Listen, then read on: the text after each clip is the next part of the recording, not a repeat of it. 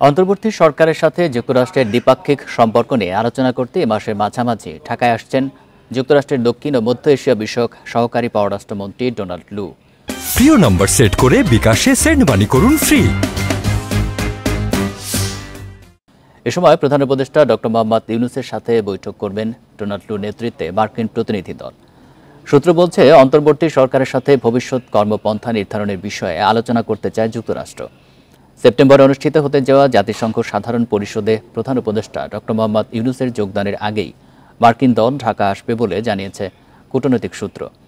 প্রতিনিধি দলে আরও থাকবেন যুক্তরাষ্ট্রের রাজস্ব ও অর্থ দপ্তরে আন্তর্জাতিক অর্থায়ন বিষয়ক সহকারী আন্ডার সেক্রেটারি ব্রেন্ট নেইম্যান এবং জাতীয় নিরাপত্তা পরিষদের সিনিয়র ডিরেক্টর লিন্ডসে ফোর্ড।